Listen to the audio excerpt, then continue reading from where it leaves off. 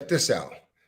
Yo, what it do on today's episode of MMA Vibez? We're going to get into the state of the lightweight division. We'll also take a look back on Tony Ferguson and talk about his legacy. I've got thoughts on Kevin Samuels. We'll see what Just J MMA thinks about that.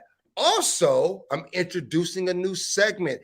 It's called I Don't Want to Get Canceled, but, and also, last but not least, we're going to talk about another segment where I'm going to be Dana Black instead of Dana White. And we talk about the booking of the USC. All of that plus more on today's episode of MMA.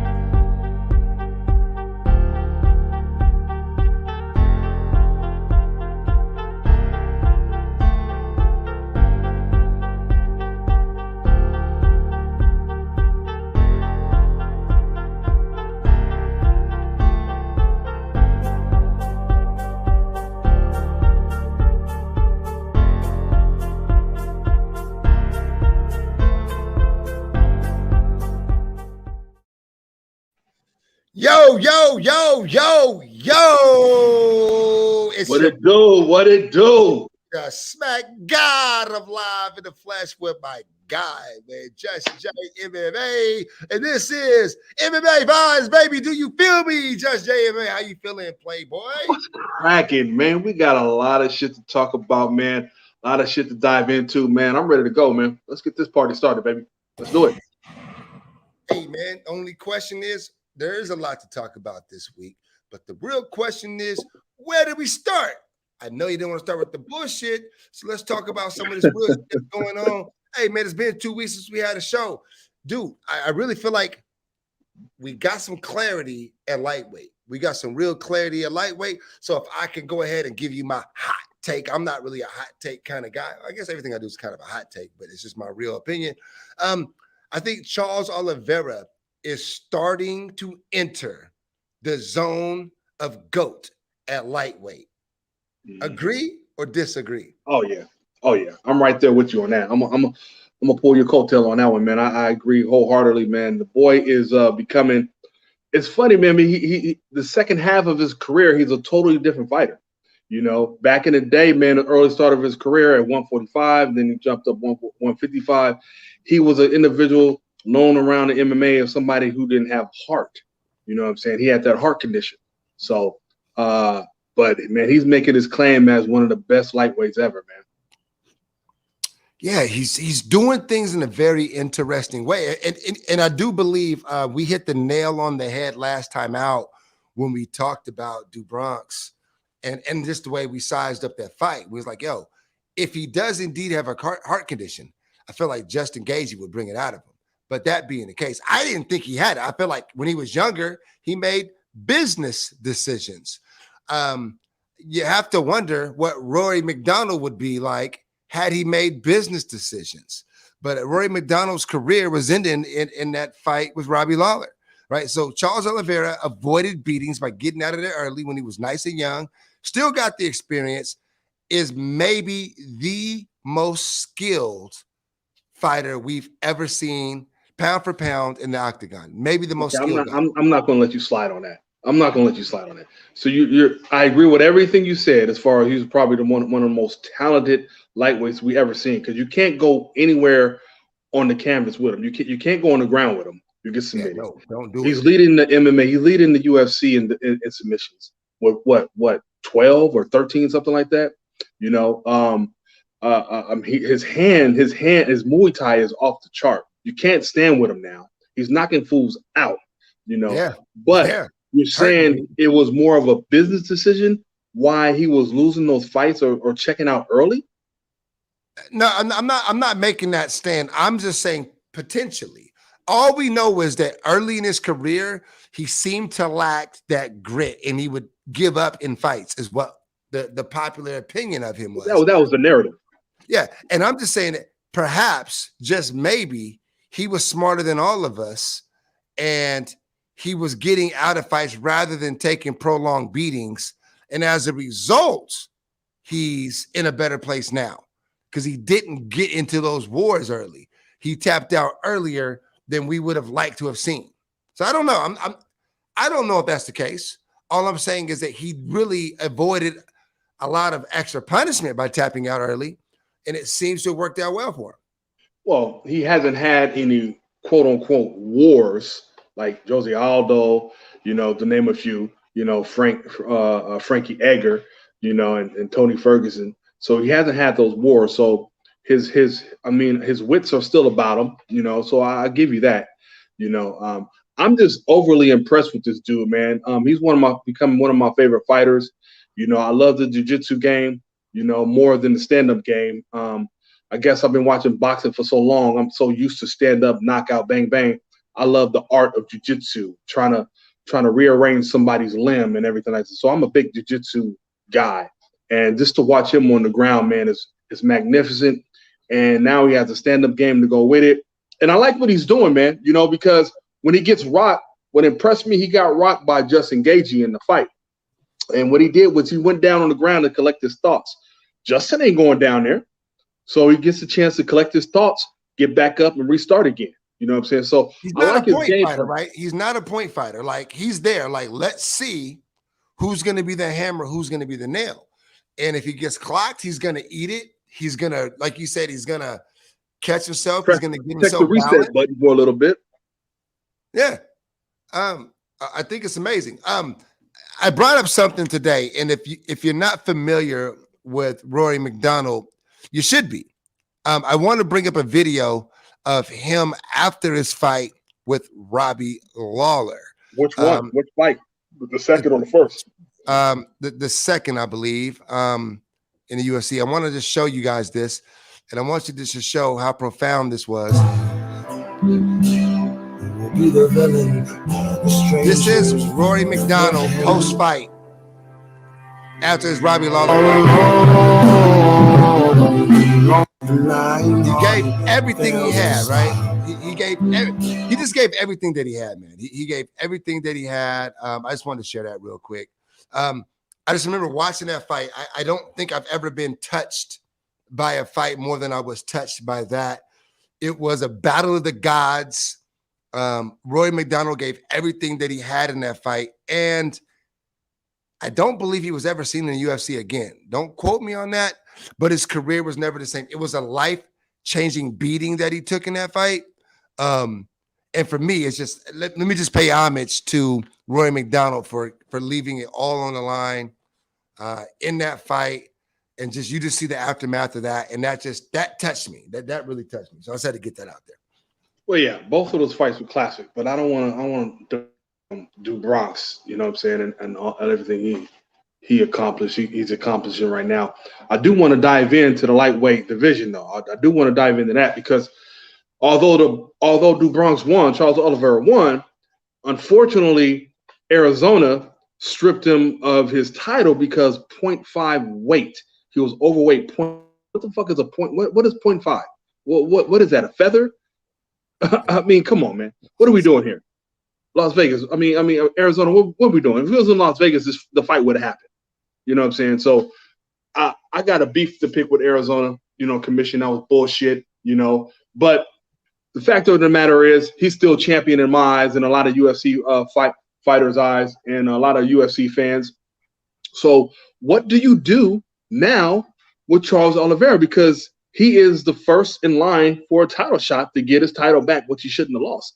So I don't believe there's a doubt as to who is the champion or who is the best fighter at 155. Right, right. I don't think anybody out there is feeling like, oh man, he got an unfair advantage because he weighed half a pound over. I don't believe that to be the case. He's beaten Dustin Poirier. He's beaten Justin Gaethje. He's beaten Michael Chandler.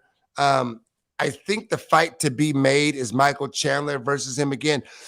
I mean, really, the promo that Michael Chandler gave, to me, puts him in the title picture. Michael Chandler went out there, did his thing, said what he said, and I feel like that's the fight. Let's run that back. Nah, man. Let's run that back. I don't agree with that shit. That's too soon. That's too soon. You know what I'm saying? I mean, you gotta get. I mean, why is everybody looking over Islam? Nobody wants to fight this dude. Nobody's lining. Nobody calls him out. Nobody wants to fight this dude because he's the next Khabib. Nobody wants to fight him. He's next in line for the title shot. Me personally, if I was playing Nick Maynard, if I was playing matchmaker, Islam versus Do Bronx, right? Okay, well, check this out. I'm Dana Black. All right, I'm Dana Black. And if my job is to make money, who doesn't make the fights? I'm Dana Black. Let's just say I'm Dana Black. Let's role play here. I'm Dana Black. I'm making the fights in the UFC. And let me tell you why I want to book Michael Chandler versus Do Bronx. It's because of marketability. And I think that Islam is a great fighter, borderline great fighter. But I don't know that he's really marketable. But I just want you, let's go back and let's pay attention to this interview that Michael Chandler gave. And this is why I'm telling you, as Dana Black, he's getting this title shot. You ready? Let's pay attention to this. I think the best knockout, the best front kick knockout I've ever seen in my life. Check this out. A lot, man. We've seen a couple, so we don't even train that much. It just happened. Did you just see the opening for that? I did. I mean, he's so long, but he does keep his hands out on the side. So there was a lane right up the middle. We were gonna go fake shot, uppercut a lot too, but turns out he was tagging me in the first round and made some mistakes. It doesn't get any better than this, and the amount of power you generated in this is just spectacular. I mean, he just shut right out. The energy. Listen, I'm telling you what, man, what the fans at home will never ever feel is when you're down and you have a round like I just did. It wasn't that decisive. Tony Ferguson showed up. You got to pull something from outside, inside of you, and God came through. Here we are. You were saying something to your corner in between rounds about Hold your on, right let me skip eye. to it. Yeah, it's the first time I've been here. It's fine. I think it just be quick. Ready to come back. The main event. There is not one MMA fan on the planet that doesn't want to see me rematch you, Charles, or rematch you, Dustin Gaethje. A rematch of Fight of the Year 2021. 5 rounds for the UFC lightweight title. And Joe, if Hunter Campbell and Dana White have a momentary lapse of judgment and they get who should fight? What else? I got one dude on my mind. Conor McGregor. That's the dude. You gotta come back and fight. Let's That's go. the dude. That's more marketable right there. Lightweight on the planet. But I want to up the stakes, Conor. I want you at your biggest, I want you at your baddest, and I want you at your best. You and me at 170. This summer, this fall, this winter. Right there. Holla at your boy. Right there. Holla at your boy. Holla at your boy. Holla at your boy. You know what I'm saying? Listen. You said more marketable. That is more marketable than him and Oliveira. Number one, he spent more time on the promo on Conor than any other opponents he mentioned. All I'm saying, hey, listen, I'm Dana Black. I'm Dana Black. I'm the president of UFC. Who's more marketable? What fight will be more marketable? Charles Oliveira versus I'm talking about the lead up to the fight. Charles Oliveira, who we already seen, and Michael Chandler, or Conor McGregor and Michael Chandler. That's more marketable. Pick between the two. Let me just say this. All I want to say is that if we're talking about a fight, who's up next? It's Michael Chandler. If it's Conor McGregor, who's he fighting next? It's Michael Chandler. If it's Charles Oliveira fighting for 155 gold, who's he fighting next? It's Michael Chandler. I'm saying after that performance, the guy that he's proven himself to be, even in defeat, that guy is so goddamn entertaining that Michael Chandler is to the top of every list. He's the most electrifying guy in the division. He's got a little bit of a mouthpiece on him. I wasn't sure what to think of the dude, but he's checking off all the boxes. Give him Conor, give him Charles Oliveira, but to me, the road goes to Michael Chandler. You can put him in a lot of different fights right now and take my goddamn money. Is all I'm saying. Okay, that's what you're saying. But if I'm going to put anybody against Charles Oliveira, will be Islam. Point blank. I'm gonna be honest. Now, if you're going on marketability, like you mentioned, I'm Dana Black. I'm Dana Black. Like you mentioned, what you're going to do is put those both on the same card. Put those both on the same. You cannot let Michael Chandler versus Conor McGregor go right now. Right now. You can't let that go. He called him out. He spent more time on the promo calling Conor McGregor out. That you talk about red panty night, that will get my money and then some. Oh, of course. We're not The lead up to that fight would be astronomical. You know what I'm saying? But I think if I was matchmaker, I would make Charles Oliveira versus Islam right now. Get that on out the way right now.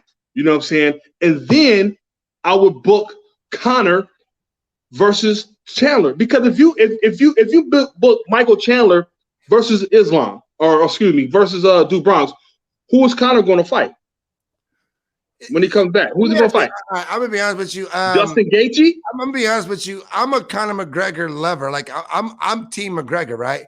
Who you gonna put him to fight?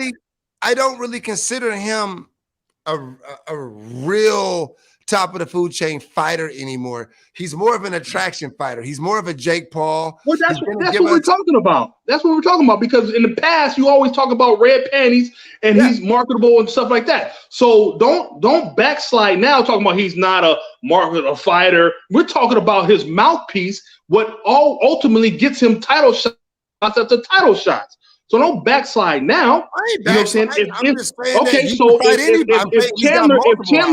If Chandler fights Oliveira, who does McGregor fight? Does he stay off and wait for the winner? If Chandler, you know what I would do? Okay, I'm Dana Black, right? Okay, guys, if you're from Bellator or if you're from ONE FC, I need you to tune out right now, because I don't want you to know what's in the sausage. I don't want you to know what I really do as the best promoter of a generation. So Scott Coker, tap out. Japanese dude from ONE FC, get the fuck out. All right. Now that it's just us. I'll tell you. I want Conor McGregor to win his next fight, right? I want him to win, because Conor McGregor coming off of 3 straight losses, less marketable. Now, I want him to win his next fight. Stop. Listen, you're going to let the other guys know the plan. I need him to win, so I'm picking Tony Ferguson. Give me Tony Ferguson, who's a name, who is no longer on his shit. He's got some other things going on. The most winnable fight for Conor McGregor right now, I got to say, and don't tell Conor I said this, but I want him to fight Tony Ferguson. That's a good fight. I need him to get back in the win column.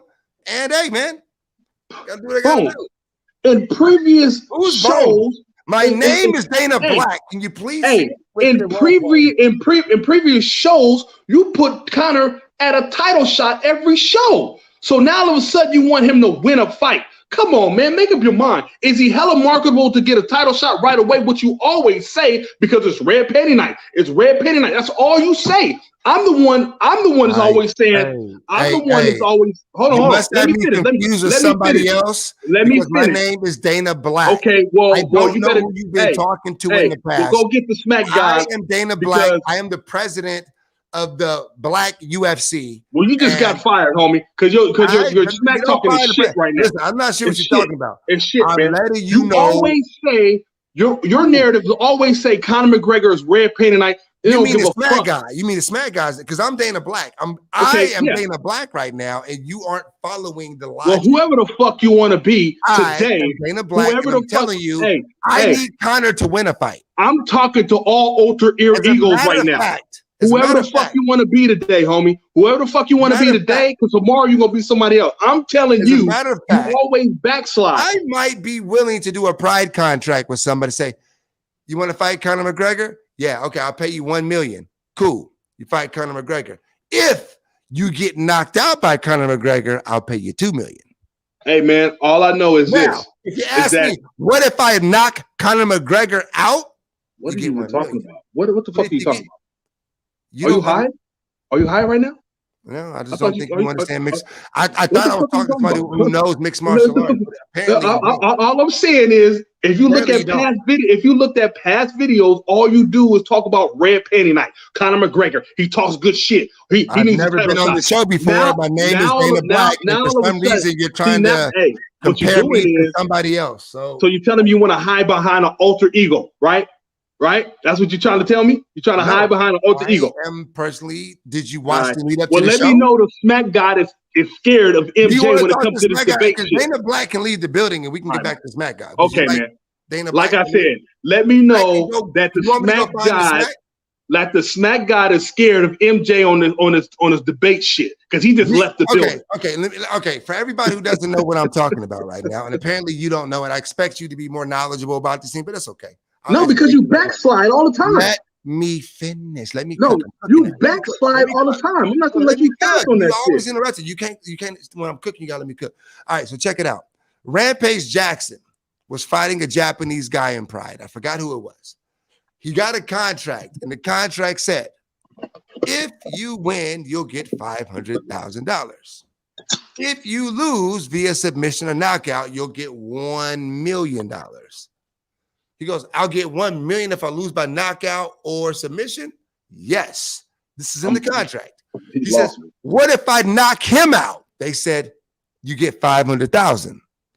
But if he knocks me out, this is the way Pride would structure their contracts to try to get their Japanese fighters over. Just so you know, this is real. You don't know these things? See, what the fuck does that got to do with who's next to fight Charles Oliveira? It's sad if I'm Dana Black, I'm trying to get somebody to take a contract. Yeah, like but Pride. you went off topic to not our discussion, homie. Very much on topic. I'm very disappointed you can't follow the link. No, I can't because what it is you're diverting because you're losing this fucking debate. That's what you're doing. Hey, you're diverting because you're losing the debate and you're picking an alter ego because you don't want to take this ass whooping. That's all it's about. Just say you don't want to take this ass whooping, homie. Am I talking to the smack god or I'm talking to Black Dana White? You know what? Who am I talking to, homie? Jesus Christ, homie. What the Pride knockout for free? I heard him say that you can lead a horse to water, but you can't make him drink. You just gonna be a thirsty ass horse, ain't you? You just a thirsty ass motherfucker. Nah, I'm not thirsty today, baby. Anyway, I'm not thirsty today, baby. We gonna move on. We gonna move on with your motherfucking White Claw, nigga. We lost like White Claw, nigga. Hey, that's all I had in the motherfucking refrigerator, man. You gonna bring me some beer? That's how I know you fuck with white girls, nigga. You got a White Claw, nigga. Hey, listen. It's better than that bullshit you be drinking, motherfucker. That's how I know you got the white girls in the house. Huh? You got no Trulies? Y'all the Trulies, nigga? What are you doing with a White Claw? Nah, I drank that yesterday. I drank that yesterday. Nigga, goddamn White Claw. All right, so that being said, you want to see Muslim versus Charles Oliveira, and I mean, if they make that fight, I don't mind it. But nobody pays to watch Russians fight. You know, I'm not going to change. I'm back to being a smack guy. Listen, smack guy says I'm not a big fan of the Russians. We talked about it. Everybody says the Russians are coming. The Russians are coming. The Russians are dominating. They got no belts. They got no titles. How is it the Russians got no titles and they're taking over? Explain it to me. I'm back now. So they might not be running the UFC like a lot of people think, and but Khabib was running the UFC at his bullshit. Cap, huh? I call cap on. Did he lose? Did he ever lose? Did he fight, nigga? Nigga, you gotta be. Nigga, you gotta be here fighting. Last time he beat Dustin Poirier, right? Damn, you know what? Did he beat Dustin Poirier? Did he submit Dustin Poirier or not? Yeah, yes or no? Yes, he did. Okay, did he submit Justin Gaethje? Yes or no? He did. Okay, did he whoop on Michael Johnson? Michael Johnson. Hey, the motherfucker just laid a motherfucker out. I'm just saying. He whooped everybody on He whooped on everybody that was in front of him. Hey, listen. He whooped on everybody in front of him. I'm just saying. He had the belt. Nobody could take it from him. Did he whoop on Conor McGregor? Your boy. Did he whoop on Conor McGregor? Did he whoop on Conor McGregor? Your boy. Hey, you're missing the point. I know. Listen. I know what the average MMA fan is going to say. Well, Khabib never lost. Khabib XY. I know that, but I'm going to go deeper. See, I'm not the average guy talking about mixed martial arts. I just want to point out that when Khabib was active, he wasn't very active, which meant he chose his strength of schedule is Terrible. He chose his opponents carefully. He wasn't very active. I'm glad you said that. I'm glad you said that. Like 3 defenses of his title. Hey, I'm glad you said that. I'm glad you said that. Let me cook, bro. You gotta let me cook. Stop. Go ahead. You're talking bullshit. Go ahead. Go ahead. Let me cook though. All right. So I want to go ahead and read to you since 2013. Since 2013, it is 2022. 1, 2, 3, 4, 5, 6, 7, 8, 9. He fought 10 times since 2013, right?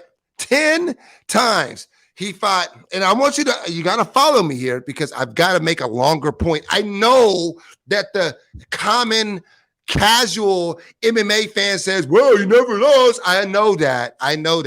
But I want to get inside his career and look at who he did fight and how many decisions he's got. So he fought Thiago Tavares. Let's not run down his whole list. Bro. No, I'm gonna let me cook. You can do what you're gonna do. I'm a cook. No, because let me cook. Stop interrupting me. You keep interrupting me. Nigga. Okay, hold on. I'm gonna say one thing and I'm gonna let you go. Interrupting me. Stop. No, for real. You gotta let me cook. You talk a lot of bullshit, homie. Interrupting me though. Let me cook. You don't make sense. Go ahead. Go ahead. No, we gotta stop it. We really gotta stop you interrupting me. Go ahead. I just don't like listening to bullshit. Thiago Tavares, Abel Trujillo, Pat Healy, Daryl Horcher, Al Iaquinta on a 2-week notice, Edson Barboza, Michael Johnson. I'm telling you, he got 9 fights and 6 of them are against bums. So I don't want to hear it. The Khabib talk to me don't measure up because the nigga only fought 9 times in 7 goddamn years. And when he did fight, he was fighting Abel Trujillo. Am I allowed to retort? No, you cannot. Don't cut me off. You fighting Daryl Horcher. Don't tell me you a goat, nigga, because the goats don't fight Daryl Horchers. Who did you want him to fight? Nigga, name one person you want him. Hold on. Answer the question.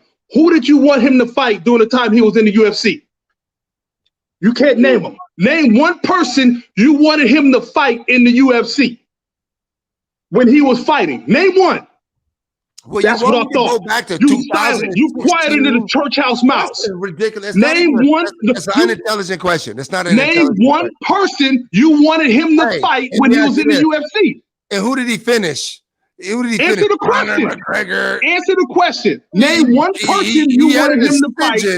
That's what I thought. Let me finish. Answer the question. Name one person you wanted him to fight when he was in the UFC.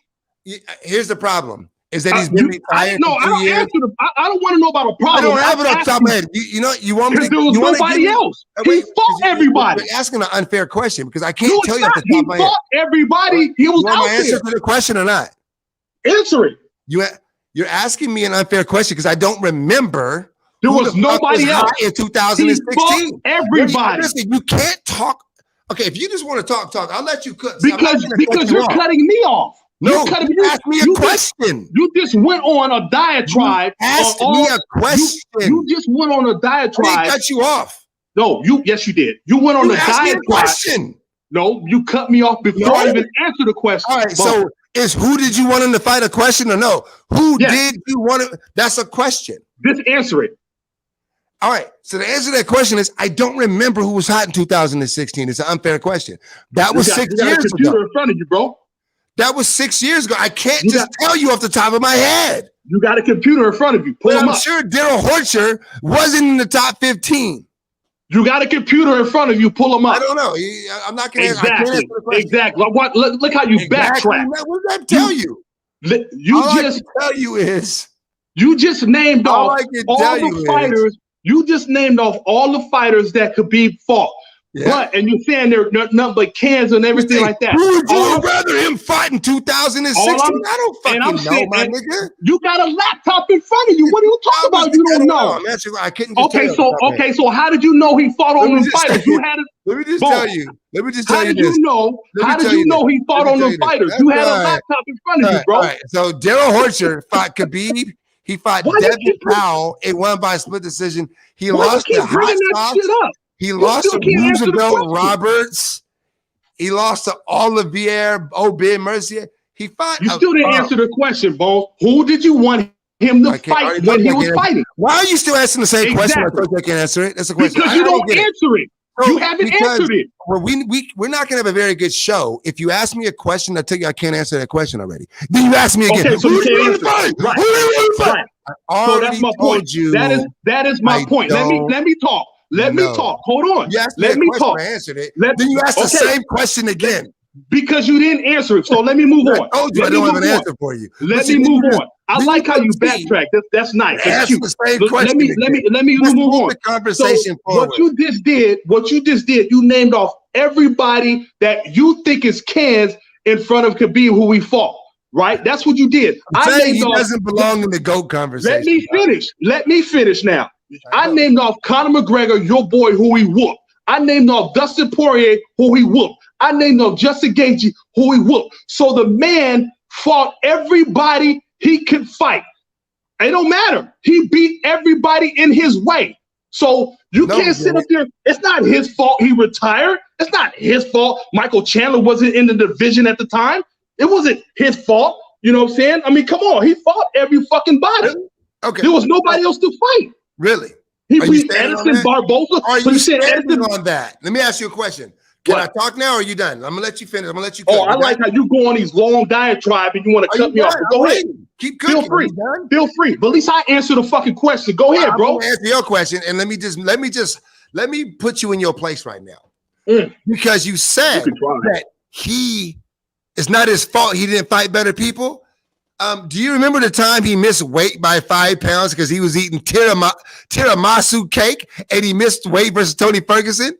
Oh, you want to forget that, my nigga? See, this is the difference between me and you. Is that you say I get caught in the moment, but I'm gonna explain the whole thing. Bro, let me finish. You just explain the whole thing. You're not gonna cut it off like that, bro. Nigga, explain the whole thing. Missed weight versus Tony. No. I'm not letting you do that. All right, my nigga. We can stop the show if you're not gonna let me talk. Then we can stop the show, my nigga. Homie, you're not going to do that. We can stop the show if you're not gonna let me talk. Explain everything.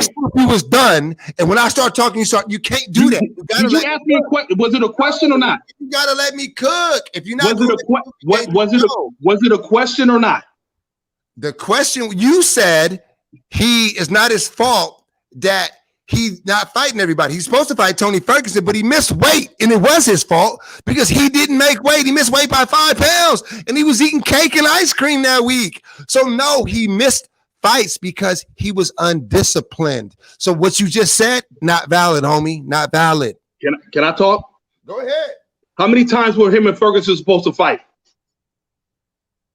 I don't know. A lot. They were supposed to. Exactly. So everyone was Khabib's fault?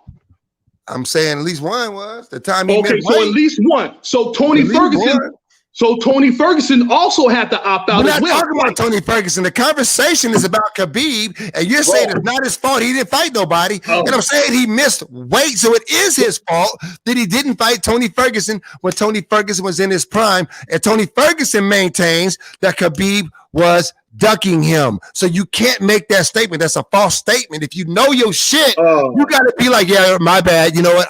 What you should be saying is, I forgot about that. He missed weight. He did miss a fight, and it was in his control. But you're not going to do that. You want to argue more than you really want to talk about. Wait. So Tony Ferguson gets a pass. That's what you're saying. We're not talking about Tony Ferguson. We're talking about Khabib. If Khabib was trying to fight you're trying to change the conversation. I'm saying that I don't respect Khabib's record. He's inactive, and he didn't fight nobody. That you have this bias towards Russia, so you're going to make shit up. I didn't know. What did I make up? It's already proven. I'm speaking facts, homie. So that was a weak-ass take. Weak-ass take because he had drummer suit. Your take was wrong. Hey, first of all, because your take is inaccurate. No, see, Bones. Guess what? You don't know your shit. He wasn't overweight. He was sick. He was sick. It wasn't overweight. You don't know your shit. He was sick from the suit. You don't know your shit. Look it up. He wasn't overweight. He was sick from the soup, and he opted out. So you don't know your shit. So if you're going to come at me, come correct, bro. You know what I'm saying? Come correct. You're wrong. Okay. All right. You're wrong. He wasn't sick. Prove me wrong. He was eating cake. He was not overweight. It was not over. Had nothing to do with weight. He was sick. Prove me wrong. You don't know your shit. Come on, dog. Come on, man. Do I really just got to do this to you? Do you want me to fucking? He did not miss value in front of everybody, dog. Yeah, please do. Do you really want that? All right. Well, you keep on talking and making no sense, and then I'm gonna go ahead and show you. Nah, man. Nah, bro. You don't make sense. Oh, here we go. It wasn't. It didn't. Here we go. Here we go. Just because I gotta just put you in your place because you be making up bullshit. Let me go ahead and show you this right here. Can you see this here? Can you see this here? I'm gonna zoom in. Can you see that? I want you to read that. I'm gonna read it out loud. A few days before the official weigh-ins, Khabib Nurmagomedov was filmed at a restaurant along with his friends eating tiramisu. According to Tony Ferguson, the tiramisu cost Khabib the fight, and the American has been mocking Khabib ever since. So you can make up shit. I'm gonna speak facts. What does it say about the weight? Where does it say about the scales? Yeah, he's blaming the suit because he was sick. Wait. Where does it say that? Where? I did not see it. All right, let me go back to it. You're full of shit, homie. You just played yourself. Keep talking. You just played yourself. Your own fucking article, it didn't say anything about missing weight. And why do you think they're talking about? Because he was sick from the soup, not because he missed weight. Tiramisu isn't soup, by the way, just so you know. Whatever the fuck it is, he missed it because he was sick. Here we go. I don't know why. See, this is the thing. I'm gonna need you to step your game up, homie. I really do, because go back to I'm an MMA genius. I recall everything that ever happens and shit, and you be forgetting everything. Shit, man. Khabib missed weight, and Fight Island officials allowed it. So he missed weight there.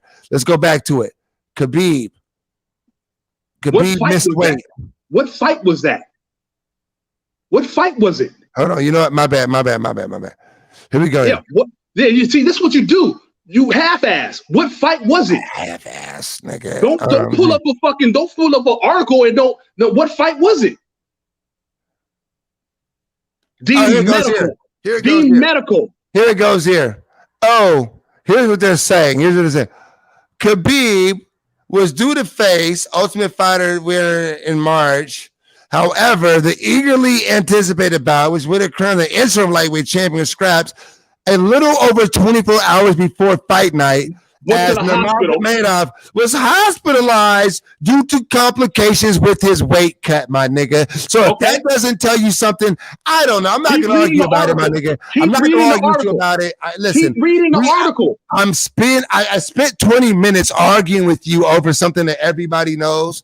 Let's move on to the next step. Keep reading the article. Why do you stop it? Just because he had weight complications don't mean he didn't make weight. Everybody knows the nigga didn't make weight. Oh my God, bro! I like too much time arguing over because you're full of shit, Bones. You're full of shit. You're full of shit because I called you on it. What else we got to talk about? Because let's move on. It's 9:41. We didn't get anywhere close to everything we're talking about because you want to argue about shit that everybody knows. Khabib missed weight.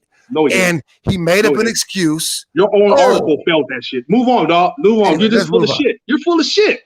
Full of shit. No, I'm not. I'm just not. You proved yourself wrong in the first article. Right, and I'm just right, and I'm not going to allow you to act as if I'm not. And what you're gonna do is you're gonna bog the show down to argue about something when you're dead wrong. Don't put up fake news.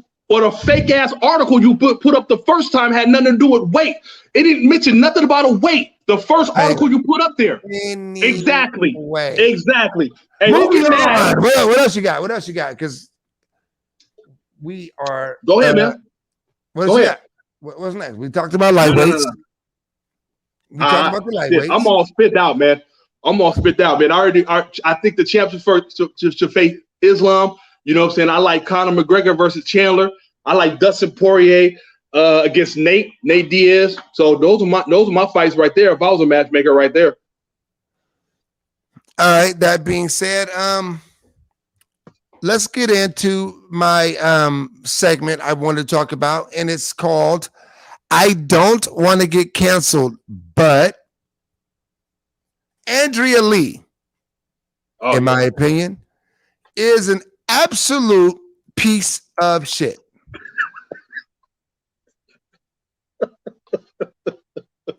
Now, if you're not familiar with Andrea Lee, I don't blame you.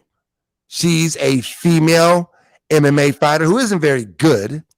She is more known for her choice of boyfriends than she is for her actual prowess in the octagon. For example, her last husband, boyfriend, baby daddy, whatever you want to call him. I think it was her boyfriend, yeah. Was in her corner, and he had a tattoo of a Nazi swastika. And when he showed up on TV with said swastika, I mean, you know, those stupid liberals, they had a problem with the tattoo choice. And they brought it up. It was like, yo, why is she with the dude who's on the UFC TV with a very prominent swastika tattoo? And she goes, oh, man, you guys are overreacting to everything. Leave it alone. Give it a break. And she made excuses for her boyfriend. Let me see if I'm going to find it. I don't want to misquote her. Let me see. Can you guys see this? Let me share this. Let me share this. Now, I am calling Andrea Lee an absolute piece of shit. Here she goes here. Cowboy hat? I like cowboy hats. Cowboy hats with a boyfriend with the Nazi swastika? I don't like that. Oh, there it goes right there. There we go. There's Andrea Lee. And there is, can we zoom in on that? Swastika. Now, it's not even that big. Now, for whatever reason, I didn't know you had the SS too. Oh, it's just a Nazi tattoo, you sensitive mofos. Here she goes. Here's her request. Here's her response. Neither of us are racist. We have an Asian and a black guy that live with us. Oh my gosh, guys! People always pull that card. It's a tattoo when he was in prison. Get over yourselves.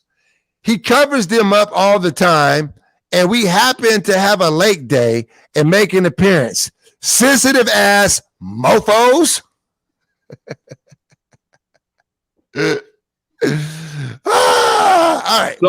So this is my gripe with Angela Lee, man. So I get it. She's defending her man and everything like that. My thing is, bitch, how come you don't have that motherfucker cover him up? And what is your choice of men? So if you're picking men like that with swastikas and shit like that, and you're with them, bitch, that says a whole lot about yourself. You know, it does. But you know what? But the reason I'm bringing it up is because there was a fight that she was involved in this weekend. Yeah. And in her corner is Tony Kelly, a respectable fighter. He had this to say. They're gonna fucking cheat like that. Guess what? We came to fuck. That's what they're gonna do. They're dirty fucking Brazilians. They're gonna fucking cheat like that. Guess what? We came to fuck somebody up, and we will look. That's what they're gonna do. They're dirty Brazilians. They're gonna cheat like that. See, we had this discussion off air and shit like that, man. And if you're gonna call somebody dirty, call that individual dirty. Don't pick a whole demographic and say the whole demographic is dirty, because then what you're doing is race playing. You know what I'm saying? In times right now, everybody's sensitive and shit like that, man. You can't go that way. You know, you said it right. You said it right the first time. Angela Lee's a piece of shit. I'm sorry, man. You know, if your choice of men are individuals who have swastikas and shit like that, and come on, that's a racist symbol, and you chose to be with this dude, and you're talking about he got him in prison. Okay, bitch, if he got him in prison, if he quote unquote changed his life, he should cover him the fuck up. We wouldn't have known shit. But he left them on for a fucking reason. You know what I'm saying? So, and you were with this motherfucker. And then the cold thing about it, he beat her ass. That's why she's not with him no more. He kicked the shit out of her. You know what I'm saying? And he was on the run for like a week. You know? So she has a bad choice of men. And now currently her boyfriend is making some racist statements and shit like that, you know? But yeah, it is what it is, man. Unfortunately. Well, yeah. So like I said, I don't want to get canceled, but Andrea Lee, piece of shit, right? So I did want to make sure I got that part understood. In terms of also, I don't want to get canceled, but it's time to get into the bullshit. You know what else I think is a piece of shit? Amanda Heard. Amanda Heard. Have you heard? She took a dookie on Johnny Depp's bed. Here you go. You really with this bullshit, man. I've dealt with some toxic women in my lifetime. I've had women do things to me like allegedly punch me, slap me, scratch me, spit on me. That was tough. We ain't gonna talk about what women done to you, man. But compared to what we're not gonna go there, man. But I've never had one take a dookie on my bed. Take a dookie. All right, man. All right. What are we doing? What are we doing? What are we doing here? Hey, man. You brought this shit up. You talk about this shit, man. Talk about Johnny Depp and what's her name? Amanda Heard. Hey, man, Heard. Let's talk about something more pressing. Let's talk about the Kevin Samuels. What, Samuels or Sanders? I'm fucking his name. I'm perking right now. I'm buzzing. You wanted to talk about that shit. Let's talk about it. Because you had a topic that you want to discuss concerning Kevin. Are you sure you don't have any thoughts on Amanda Heard taking a dookie on Johnny Depp's bed? Talk about that shit. That's your shit. You like that shit. I really want to talk about, Rose Namajunas and Carla Esposa, and your disdain of women's MMA, but I don't know why you don't like it. I was vindicated. Me and you had a conversation about women's MMA. Hold on real quick. I'm losing power. Go ahead. You talk about it. You tell me your thoughts on that, and I'll be right there. Well, Rose Namajunas and Carla Esposa had one of the worst fights in MMA history. I don't know if it was worse than Francis Ngannou and Derek Lewis, but it was on that playing field. And this was definitely the worst title fight in UFC history. I don't know what was going on with Rose. I think she was scared to get taken down. Carla Esposa was scared to get punched in the face. So it was one of those chess matches that didn't really pan out well. Rose, she has good takedown defense. I think she should have relied on that a little bit more.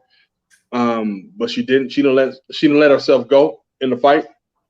And the whole time I was watching the fight, the only thing I could think about is you, Bones. Because I knew you was watching this shit, and I knew this was more fuel to your fire to talk more shit about women's MMA, which I enjoy watching. I enjoy watching women's MMA. So all I could think about, you fucked the fight up for me even worse because I knew you was talking shit about the fight, and I knew that we would come to discuss this motherfucking fight. It was a shit fight. It was an absolutely terrible fight. I dislike girls MMA because they have a bunch of shit fights. There's not that many talented female fighters in the world. And then when we get two talented female fighters, they go out there and they put on that type of performance. And Pat Barry gives that type of fucking corner work. And it's a fucking it was a black eye for the sport. And Dana White may eliminate that belt. So this is my thing. This is where I always say you get caught up in the moment. And this is where I say MMA fans are stupid. Not you, but MMA fans are stupid. Because Rose Namajunas, Thug Rose, has given us nothing but great performances. Look back at the history of her fights. All her fights are good. I mean, shit, do I got to mention her and Joanna Jędrzejczyk won the first fight? I mean, her fights are fucking good. She has one bad fight, one. And now all of a sudden, motherfuckers is calling 911, get her out of the UFC. She's horrible. That's bullshit. She had one bad fight, Now, I got a question for you, and I want you to answer this honestly. Answer this honestly. Who would you pay to see? Since you hate women's MMA, who would you pay to see? Rose, Thug Rose, and you have to pay to see one of them. Don't say I ain't paying. You have to pay one. Rose, Thug Rose, Namajunas, or Curtis Blades. Who you paying to see? Curtis Blades. No, I don't want no explanation. I'm asking you a simple question. Who would you pay to see fight? Thug Rose I said or Curtis Blades. I answered you. I said Curtis Blades. I thought you was like Curtis Blades. So like, so you pay to see Curtis Blades. I love the heavyweights. I love the heavyweights. But he has had more unanimous decisions than Thug Rose. Did you miss what I just told you? I understand what you said. So just because you love the heavyweights, you prefer a bad heavyweight fight as opposed to a strawweight fight in the women. No. That's how bad you hate. That's how bad you hate women's MMA. No. You gotta understand. I'm the smack guy, right? So people know this about me. I hate the 125ers in the male division as well. I don't give a fuck about them. I've come to enjoy them a little bit more lately, but those guys, listen, if you weigh less than my girl, then I don't give a fuck. I'll whoop your ass. If I can beat you up with no skills, I don't give a fuck. Davison Figueroa, he's 5'5". You want to fight me? I will knock that nigga out. I don't give a fuck, right? So those guys aren't the real tough guys.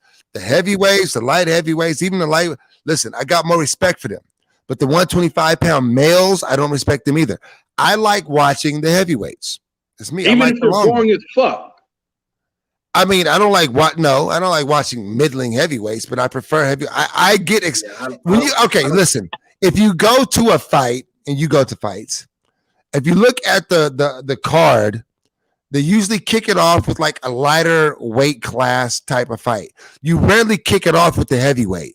As you get to the main card, the heavier the fighters, those guys are closer to the main event, and it looks different in person. Like for me, I watch a lot of fights in person. So for me, I like watching the big guys. To me, it means more. On TV, it doesn't necessarily do it justice. But no, I'd rather watch Curtis Blades over Thug Rose, although I do like Thug Rose, but after this last performance, Thug Rose has found herself off of my ready-to-watch list. She does not get my money. I mean, that's your opinion. Asking me my opinion. Hold on, man. Let me finish what I was saying. I think that's bullshit. That's your opinion. I think that's bullshit. So here's what I'm saying. Feel me what I'm saying. The heavyweight division is trash. It's trash right now. It's not doing better than the welterweights. It's not doing better than the lightweights. Men in the men's division. So you're saying that they normally don't start off. They normally don't start off the heavyweight division in the beginning of the fucking card, which is accurate. You know, they usually try to wait in the middle of the card or the last part of the card for the heavyweights, right? But that don't mean that they're doing better, because the heavyweight division is garbage. It's trash right now. I'm not saying they do better. I'm just saying I'm not saying you are. All I'm saying is that's my topic. You know what I'm saying? That's my topic of discussion. I don't think it's doing any good right now in the heavyweight division. Let's go. Okay. I'm glad you said that. Let's just compare the heavyweight division of the UFC versus the women's flyweight division. All right. Now, heavyweight champion, we got Francis Ngannou. Let's go strawweight. You want strawweight or you want flyweight? You tell me. There's not enough for flyweight. Let's go strawweight. Let's go strawweight. Okay. You got Francis Ngannou. You got Carla Esparza. You got Cyril Gane. I like how you went for the wrestler. I like how you went for the wrestler first. No, I'm going in order. Heavyweight, the champion is Francis Ngannou. The champion is Carla Esparza. The number one ranked fighter, Cyril Gane.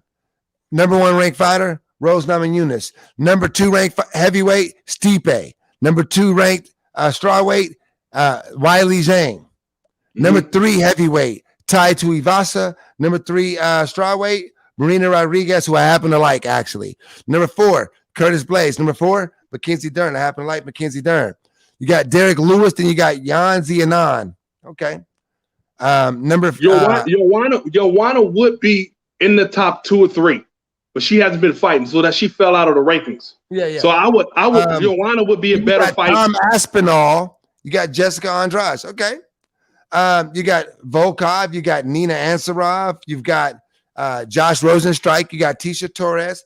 So in terms of what I'm looking at, I think that the UFC strawweight division they're about a good 8-9 deep.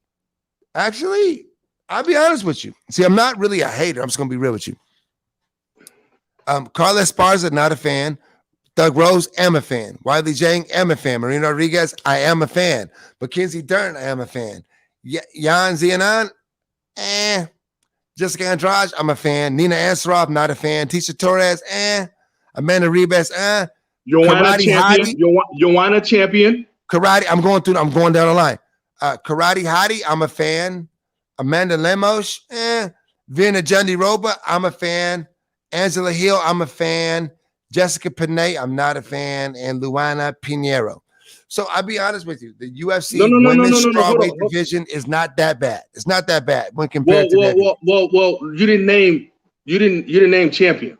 You know, she's not on the list because I told you I'm naming the people on the list. I know that, but I'm saying that you can't talk about strawweight. Even if she's not on the list, you can't talk strawweight without her. She's still active. She just hasn't fought in about a little over a year. Well, for whatever reason, the UFC doesn't have her in their top 15. That tells me maybe she's retiring or no, she's not retired. She's getting ready to fight the rematch against Zhang Li. Forgot her name. You know what I'm talking about. Wiley Zhang? Yeah, she's fighting a rematch. Why is an unranked fighter fighting a number two fight in the world? I don't know. Well, because she's Joanna Jędrzejczyk. Why don't they keep her? Whatever. Anyway, come on, man. She's Joanna champion. That's why. Right. And they had one of the greatest. They had one of the greatest strawweight fights of all time. You're bouncing around a bit much. You did bring it. Let's move on to. I'm bouncing around. I don't want to get canceled segment, and then you start talking about girls MMA. Bones. Hold on. You're the king of bouncing around. So don't sit up there talking about. I was on my new segment. If I don't want to get canceled, and you bring me over. Okay, but don't talk about me bouncing around when you do it every show. I was on a segment. If I don't want to get canceled, so let's get back into the Kevin Samuel stuff. Okay. When you get off topic, I'm gonna bring your ass back next time. Thank you. Please do. Okay. Please do. All right. Please do. But I was introducing a new segment, and we were talking about Kevin Samuels, and somehow we started talking about shit that nobody cares about, which is girls MMA. But anyway, I do want to talk. You can respect that shit. They had their shot. So I want you to show you this preacher, this pastor, so-called pastor. You are listening. I want you to can you hear this? Who have no authority. How can a man say that you are of low value after 35? How can a man say that you do not have the level of traction of a high-powered man when that man has got to get a GoFundMe for his funeral? Well, let's just stop right there. There are moments in time where I'm ashamed to be black. Do you share these moments with me, or am I alone in that? Absolutely. I don't want to say shame. I don't want to say ashamed to be black, but I'm pissed off at other black individuals. Right. So, in this case here, this pastor, whatever, he's cherry picking things Kevin Samuel said, and he did not say you are of no value. What he is saying is, I believe that Kevin Samuel's overarching thesis was that black women, more than any other women on this planet in America, are unwed, meaning they're not getting married, they're having kids out of wedlock, and they're dying single and unmarried, right? I believe that's what he was saying, statistically speaking. And I don't think he said it as an insult. I think he said it as empirical data shows that, hey, black women, I want to see the black family be stronger, but right now, what you are doing is leading you to this. If you want to be married and whatever, then maybe it's time to reorganize the way you see yourself and the type of men that you are targeting. Because when you would see women say, I'm dating down. Right. And I believe I heard women on the show say I'm dating down. And he would ask him, like, why do you think you're dating now? Oh, because the guy doesn't have X, Y, and Z. It's like, well, what do you have? And then it would be like, then you start this conversation about what they have. And I think you would tell a woman that after age 35, what men value in women is different than what women value in men. After age 35, you are not as highly sought after by high value, because the type of men they're looking for. What you ask them is, what do you want in a man? I want a man that looks like this. He's got this much in earnings. He's got blah, blah, blah, blah, blah, blah, blah, blah. Okay. Well, what you just named, there's only 1% of men or 2% of men, whatever the number may be, right? If you are looking for that type of man, then you've got to fit in the top 3% of what men are looking for, not in what you feel you're a part of, is what I feel like. So for that pastor to take that and say, you are of no value after 35, I don't believe he was saying that. I think he was saying that, hey, at 35 and older, perhaps it's time for you to stop holding out for the hope that a man in that upper 1 percentile is going to choose you. I'm confused. Was he quoting Kevin Samuels, or was that him saying that? He was making fun of Kevin Samuels. He was making fun of Kevin Samuels, saying, you can't listen to these men saying that you don't have value once you get 35. Because Kevin Samuels would say that, high valued men, these men, like women were like, well, I feel like I'm dating now because I have a college degree. And when he was like, sweetheart, men don't care about your college degree. That's not important to men. That's not what a man is valuing. If what you want is the upper crust, here's what that man is looking for. He's looking for this. So he was basically saying that a female and what she's looking for and how she's judging a man is different. She's looking for a man that can provide security, right? And what a man who's got that, he's not looking for a woman that's going to provide security. So you got to understand that the guy you're looking for may not be looking for you. If you're 33 and you've got a child with a baby dad and X, Y, Z, whatever it may be, he may not be looking for you. The type of man you're looking for may not be looking for you. And that's going to lead you to being single for longer because you're not tapped into where you fit in what the type of men you're looking for are looking for. Maybe you're not fitting what those guys are looking for, is what I took from the whole conversation. But that guy's making fun of him because he died. And I feel like, and look at this woman's face right here. Smiling. You see the big smile on her face? Yeah. Do you see the big smile on her face? She thinks that's hilarious. So I don't know where we're really going with this topic of discussion, but what I can say is this has been our MO for years, bro. We constantly degrade each other. And when I say each other, I'm talking about Black people. We constantly criticize. We constantly downgrade our accomplishments. I think it's more like the whitewash theory. You know what I'm saying? A lot of Black people are brainwashed. I don't know what it is with us, man. I don't know what it is with us. I'm about to piss you off. Go ahead. I'm sorry. Keep going. We do not come together. And it's a continuous pattern, Unfortunately, the Black woman, in my opinion, is the least protected woman in this society. Black women do not get protected. They just don't, unfortunately, especially by Black men, because a lot of us are dating white women. I mean, let's just keep the shit 100. A lot of us are dating white women and making fun of Black women, which is heartbreaking to me. I'm gonna disagree there, but before we get there, because I think what part do you disagree with? What part? That we're making fun of. I don't think we're making fun of. But let me show you this. I want to show you this because I want to talk about the inhumanity. I don't want to leave the inhumanity, and we can talk about something else. So I want you to look at this, and I want you to know what the comments are. Do you see this here? That's Baltimore. Now you've been a part of one of these before. Yeah, and New Orleans. Now I want you to see the comment. They look like they are gathering for a ritual to resurrect Kevin Samuels. What type of human being looks at black men in suits walking down the street and uses it as an opportunity to take a shot at somebody who died?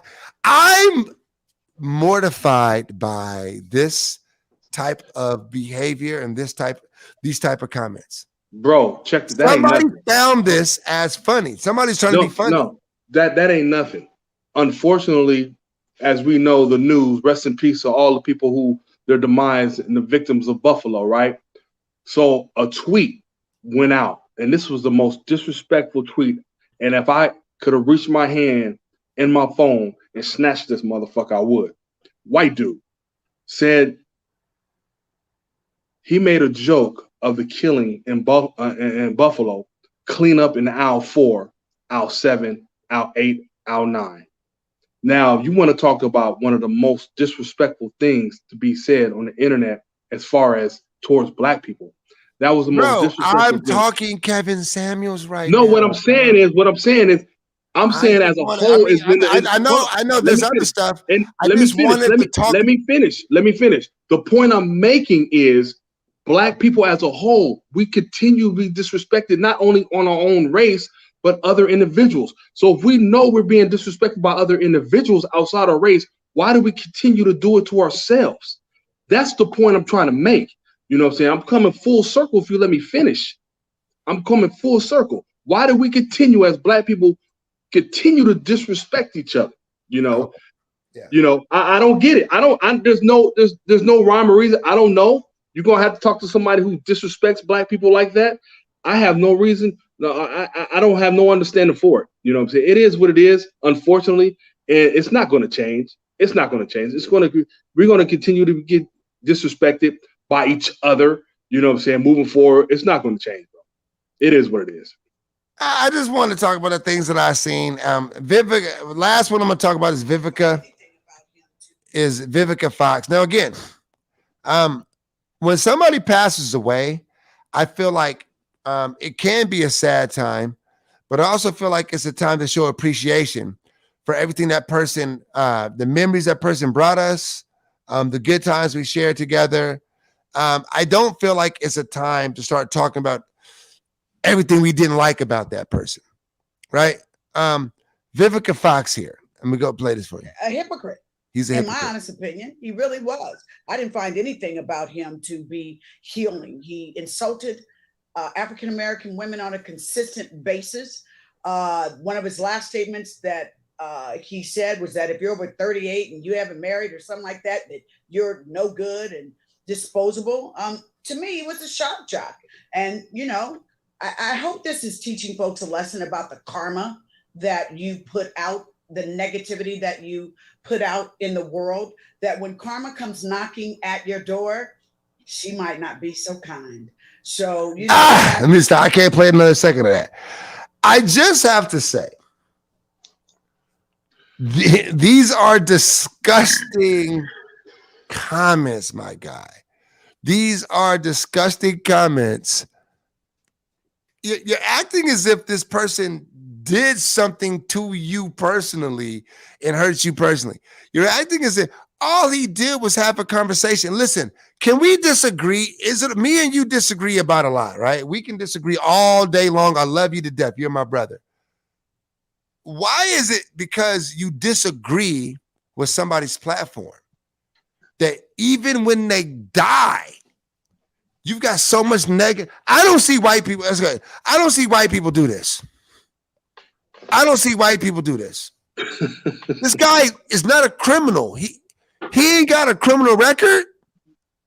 He just had a platform where, to be honest with you, the majority of people that tuned in was women to watch him talk.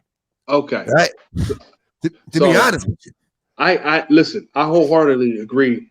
I'm frustrated, man. I'm frustrated. I wholeheartedly agree with what you're talking about.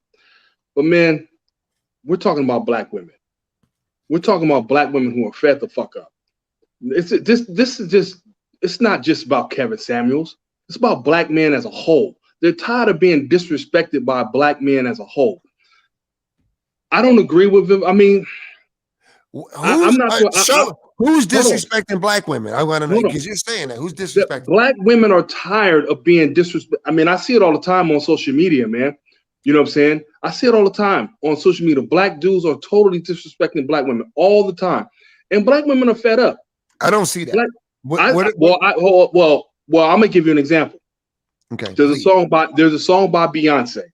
Said, "I'd rather go blind than to do something," or whatever the case is. Right? A lot of black men are trending this shit on not Instagram, on TikTok. Said, "I'd rather go blind than to date a black woman." That's trending on TikTok. That is so fucking disrespectful. Why they're curled up with a white woman. If you want to mess with a white woman, that's fine, but don't disrespect the sister doing so. I mean, so hold on. Okay. Let me finish. So black women see that they feel disrespected, and then you got Kevin Samuels saying all this, he's spewing all this shit about black women, whether you agree with him or not. You know, black women are what fed shit up. is he spewing though? All right, so one, I've never seen that black women aren't. Wait. I've never seen a black man say, "I'd rather blah blah blah than be with a black." To me, that's ridiculous. That's bullshit. Ignore those people. Ignore those people. I don't think they speak for the majority of black men. I think that's, you could go find pockets of people or whatever. I think that's retarded. It don't matter. It don't matter. What did Kevin Samuels say that was bad about black women? What did he say that was bad about black women? I never heard him say anything bad about black women. This the platform that Kevin Samuel has, and he says all these things towards black. You're fat. You're like a linebacker. All this shit. You know what I'm saying? Okay. You're hold on. You're not going to find a man. You got a weight problem. This, that, and the third. Whatever he says, these black women take offense to that shit. You know? Would he say the same thing to white women though? Did he say the same thing to white women? I don't listen to Kevin Samuels, so I don't know. So I'm just asking, because you're saying like he's as if he's only directing it to black women. I don't know. So why would he ask a woman about, okay, all right, I'm glad we're here. Just real quick.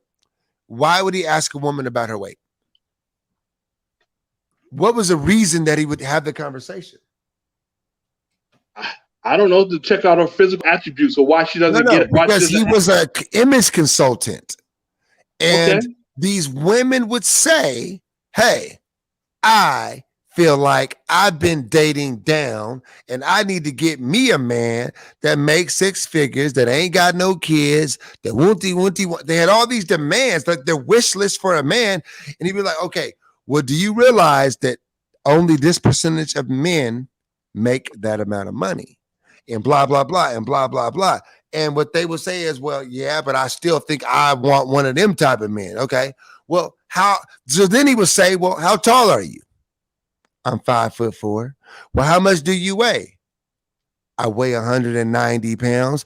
Then then he would be like, "Well, then he said they say like a linebacker. I'll grant you that." But the point he was trying to make is, do you really think that you gonna catch you a man that makes six figures and you're 35 and you're 5'4", you're 100? Them niggas ain't looking for you. So sorry. So I think his show, in my opinion, is a misrepresentation of a lot of black women. In my opinion, and for the life of me, I don't know why the fuck these women was calling the show in the first place. I have no fucking idea, because Kevin Samuels was going. They were entertained by it, man. Clearly, they were entertained by it. I have no idea. I mean, why are you calling this man? Number one. Number two is, I think, a misrepresentation of black women. A lot of it. So I can't tell you why a black woman will feel a certain way. You're going to have to ask a black woman. Well, you said he was talking bad about black women. I'm going to say I didn't see him talk bad about black women. I'm telling you what I think black women. What I seen him do was reset expectations that, hey, listen, black women, you are dying alone and unmarried because you have unrealistic expectations of the type of man that you want, that you need, and you feel that you deserve. That was what he was saying. You are dying alone. That's what he would say. You are dying alone because your expectations of what you feel you should have in a man, you're not fitting what that man is looking for. Those individuals who he was talking to, not black women in whole. Those individuals he was talking to, yes, but not black women as a whole. Because He there's a didn't lot say of that about black women as a whole. He said What? it about the ones who were saying they were not dating or they couldn't find the right man because they felt like they were dating down. Right. Okay. What I'm saying is, I can't tell you why black women feel a certain way, but I have an idea. Well, you why just said that he was saying negative things about black women. I just wanted to be clear. I never heard him say anything. Well, you just said linebacker. You said you give me that. He said linebacker. Women built like a linebacker. There's certain ways you could go about. He said some disrespectful stuff. I'm sure if we clipped it, he said a lot of disrespectful. Well, let's see. Shit. I'm gonna play a clip. Let's play a clip. I'm gonna play a clip. I just want to see what he's saying. I'm gonna play a clip. Let's because I haven't listened to the clip before this, right? Let's just take a moment. Let's take a look and see what Brother Kevin was talking about, and because he said this is why Vivica was so mad. Let's see. Mama Doom Doom must be better than 50 Cent. Mama Doom Doom. Oh, said, man, my ex-lover still want me. He talking about 17 Vivica. years ago, we was together for 4 months, and she's still mad. Mama Doom Doom must be better than I thought. Kudos to you, 50 Cent, for smiling through it. Because who looked more hurt? Curtis Jackson or Vivica A. Fox? Ooh. I mean, have you guys looked at the way Vivica looks these days? Every time you see her, it look like she been sucked on a bag of lemons. Now, I remember back in the 90s when Vivica was hot. Fine. But Vivica, but so many women like Vivica A. Fox fall into a broadcast where I said, women have already met their guy, and they blew it. 50 Cent, Curtis Jackson responded and said, man, Boy, my ex-lover. Now, did he say anything disrespectful? Was that disrespectful, or was it just kind of harsh and he didn't like? Well. First of all, you played one clip of many clips that I'm sure. I just want. I need clearly. But I'm It's just saying a clip. you can't ask that question of me. But no, in that particular clip, he didn't say anything disrespectful. I think Vivica Fox was hot in the 90s until she did shit to her face and she's not as good as she used to look. That statement is true. But what I'm saying is that's unfair for you to play one clip and say, did he say anything disrespectful? He didn't say it, I just picked a clip, a random clip. Right. Well, what I'm saying is but it's still unfair because there's many occasions where I'm sure if we dived in on Kevin Samuels, he said a lot of disrespectful shit. No, I'm being honest with you. I actually paid attention to Kevin Samuels and I didn't see him talking bad about black women. What he told I didn't see that. So you don't think him calling women linebackers is disrespectful? I already told you I'll give you that one. Okay, so you don't gotta keep repeating the same thing. I want to keep the conversation moving. Well, no, you're not going to do that. You're not going to say he doesn't say anything disrespectful and then say, "Oh, I give you that." So he has said things disrespectful. Don't say he didn't. Don't go back to that. All right. So you're on the side with side, but I can talk shit about him after he died. I'm not. I just told you earlier. I don't appreciate black people getting on black people. I just told you that, but I could understand. Just like Chris Rock said back in the day. I'm not saying OJ should have did it, but I understand. I understand where black women coming from. I don't. You know what I'm saying? Of course you don't, because you don't date black. You've never dated a black woman. So we're not talking about dating. See, don't do that. No, we ain't gonna do that. Well, I'm just saying it's not true. For one, that's not true. And for two, I believe I've probably had a longer relationship with a black woman than you've ever had in your life. So, but let's not get into that because I don't think we want to get into dating habits because to be honest with you, I've had longer relations with black women than you ever have. So no, you haven't. No, you haven't. Yes, I have. Well, no, you haven't. Yes, I have. Bones, I know you damn near all my life. Yes, I have. Yes, I have. All right. Well, me and you will talk off the air. Yes. I've known you all my life. So don't be taking shots at me like that. That's not what this is about. This is not about taking shots. This is you taking shots. Well, it's because you don't date black women. No, it ain't got nothing to do with that. Wait. I'm Take a just shot. talking. Let's not, but don't do that though. See, you're gonna invalidate the whole conversation. I'm trying to have it. No. Don't do that. I don't like what you do. I'm trying to have an intellectual conversation about the way people. This isn't about me personally or you personally. You bringing me.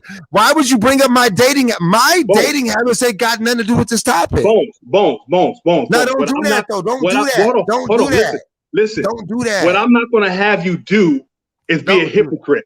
Nah, don't do that. Nah, don't do that. Nah, did you or did you not say that I had White Claws and you could tell I date white? Did you or did you not say that earlier? That was the joke. I laughed about it. Regardless of what it was, so was mine. You took a shot. Regardless, see, you're a hypocrite. That's hilarious to me. Don't you do got that. White Claws and I'm laughing.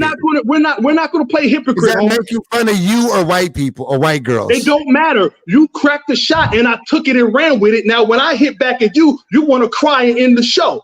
So don't do that. Nah. That was a joke. That was a joke. Take the shit and go with it with a smile. That's not accurate though. It has nothing to do with my. It don't matter if it's accurate or not. Stop. But let's not act like. See, we're having a serious conversation about black people, and let's not act like my dating, who I choose to date. See, I'm with somebody. I've been with somebody for 12 years, so that person is not black. That ain't got nothing to do with my. Stop. Let me finish. So you can crack a shot. So you can crack a shot. So you can crack a shot. It's cool. Let me finish talking. So that ain't got nothing to do with my ability to empathize or see a situation for what it is. You're not doing that with me. My dating habits ain't got nothing to do with my ability to look at a situation and see it accurately. See, why did you bring up my dating? Why did you bring up my dating shit? Because you were drinking a White Claw.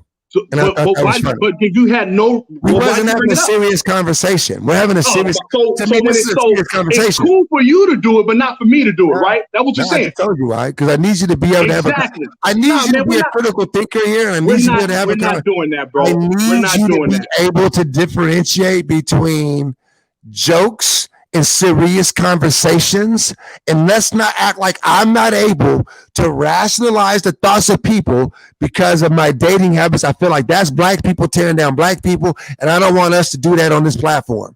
I don't want our platform to be like, well, you don't date this, or you don't. I was joking about you drinking away. And I was joking as well, but you took it to heart. You took it to heart. No, that's different between us rationalizing a conversation about the way black people treat each other. So let's not do that. I don't want to do that. Not on this platform. What? No, we're talking about the way people are treating a man that passed away. We're talking about a man that is no longer with us. And I'm saying that the way he's being talked about is unfair. And I don't really appreciate the way he's being talked about. Me, whether or not I'm with a white girl, a Mexican girl, or a man, I could be with a white man in my relationship and not like the way I see people talk about a dead man. See, that ain't got nothing to do with my brain. See, my brain is independent of who I'm dating. So let's not put that on me. You can put that on yourself. Don't put that on me. I can talk about the way I feel about a situation and have integrity about the way I'm going to speak about somebody, especially when somebody died. Who I date ain't got nothing to do with that. So let's not do that. You brought up my shit over punk ass White Claw. I was joking about you drinking a White Claw. Wait a minute, bro. Wait a minute. I didn't take offense to that shit at all. Ability to see a situation and have an accurate take. I didn't have talking about the way a woman talked about a black man who died. Wait. Me, who I date, ain't got nothing to do with that. So let's not do that. So let's not do that. So what does a white girl have to do with White Claws? It's a joke. Nothing. Really, exactly. And I took it and ran with it. What did you do? What did you do? It's a joke. What did you do? We wasn't talking about nothing. I just saw you drinking a White Claw. What did you? But you banter. You got to be able to differentiate between banter. Man. You can. What it is you can't take the heat. You can dish it, but you don't want to take it. You talking about shit? We're done. You're talking about my ability to empathize. You assaulted my ability to empathize with a black woman. Assaulted. Come on, man. Stop being sensitive. No, come on, we are having words matter and words mean things, right? So we are having a conversation about Kevin Samuels and him dying and in death. And when people are making comments about a man who's no longer with us, bro, and I said, let me finish. I said that when You said that he made comments about black women and black. I said, I didn't see that. So I played a comment. I played him in his actual words. I said, what did he say negative? You're like, well, I didn't see that. It's not fair. All I'm saying is I didn't see him talking bad about black women. He said, well, you don't date black women. Like, that ain't, now see, don't That's a joke. That was a joke. You took it to a whole nother level. You took it to a whole nother level. Why you didn't say that was a joke? Why you took 5 minutes to say that's a joke? What? Because you were bitching about it. That's why.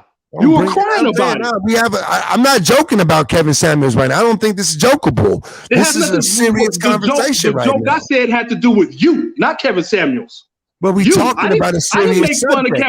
I didn't make fun of Kevin Samuels' death. I was making fun of you. Well, people were making fun of Kevin Samuels' death, and I was talking about that. That's the conversation. We're talking about somebody that I don't think this is hard joke time. So there's time for jokes and there's time to be serious. Oh shit. We're not going to do that. We're not going to let you run the whole show by saying jokes. And then when I say something, you get offended by it. And then you want to stop me every time I have an opinion and shit like that. But you want to run this shit. No, we're not going to do that, homie. If I can't crack a joke, then you can't crack bullshit. We on here having fun, drinking and talking bullshit. If you can't take what I said as a joke, then I don't know what to tell you, homie. You know what I'm saying? I don't know what to tell you. Well, what you said was, I said, well, I don't see, you said, I see where black women are coming from. Right. And I said, I don't. Because I don't think he made insults to black women in general. I think he talked about people and what they were looking for in a potential mate. And women on the show that called in said, I feel like I'm dating down. And then he corrected them and said, maybe you need to stop looking at it as dating down because the type of man you're looking for is not looking for you. That's what I said. I didn't think this was jokey joke time. See, I wasn't cracking jokes. I didn't feel this is the jokey joke part of the show. Bones. Okay, you finished? Can I talk now? Go. Okay. So you crack jokes all the time. It don't matter when, what, and where. And first of all, I wasn't cracking jokes about Kevin Samuels. We spoke wholeheartedly about the situation. I gave you my take. I told you how disrespectful black men and black women are, and I told you that's disrespectful what they're doing to Kevin Samuels, how he's dead. My joke was towards you. You took it to another level. When we was having a discussion, whatever the fuck we was talking about, you said something about the white. Hold on, let me finish now. Let me finish.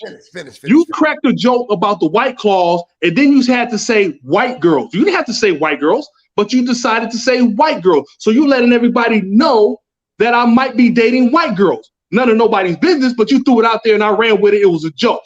Okay? It was a joke. I took it as a joke. But then when I say something in turn to joke with you, you get all butthurt and sensitive, and then you want to take the whole show for like extra 15 minutes explaining why that wasn't cool what you said. Oh, I'm in a relationship. I know you're in a relationship. It was a joke, but you took it to a whole nother level, and then you cut me off. No, let me finish. No, man, come on, but we're not going to do that, homie. I'm a joke just as much as you want to joke. If you joke with me and I can take it, you're going to take this shit too. That's the end of it. You want to make sure people know that that's a joke because I'm not dating anybody because I've been in a relationship for 12 years. I know that, Bones. I'm talking, but people don't know that. And people don't have to know I date white girls. But you said it, right? Exactly, homie. And I didn't take offense to it. I kept writing it. So it's cool for you to say white shit, claws and white girls. To me, that's just funny. But you didn't have to say it. But you said it. But I don't have a fist to it whatsoever. Are you in a relationship though? Aren't you dating? Are you dating? Am I in a relationship? No, I'm dating. I'm not in a relationship. Dating, right? I'm not dating though. Like, well, we're not talking about now. I'm talking about in the past, Bones. And for you to not differentiate the two, I'm confused about what you're talking about. We're not talking. Obviously, I know you're in a relationship. So what the hell are you talking about? You're talking about differentiating the two. You don't know how to do that. I know you're in a relationship. What the hell are you talking about? Well, you don't date. Let's carry on.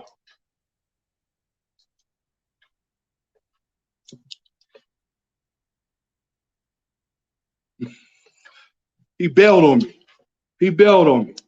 He couldn't take it. He couldn't take the heat. Anyway, this is what a heated discussion between me and the Smack guy. This is what we do. None of this shit is scripted. Please tune in. We love each other. That's my boy. That's my brother. But we go hard on each other and shit like that. And we're unscripted. And a lot of this shit is just off the head. So what you saw was straight organic bullshit between the two of us going head up. And I hope you guys enjoyed the show.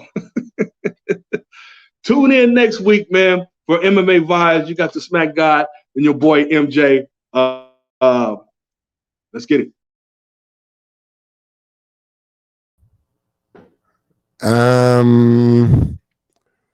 We got kicked off in the middle of a heated debate. The microphone's too close. I feel fucking violated. Yeah, so is the homie here? Is he gone? He coming back? All right, well, I guess he ain't coming back. Yeah, so that was the show. Hope y'all enjoyed it.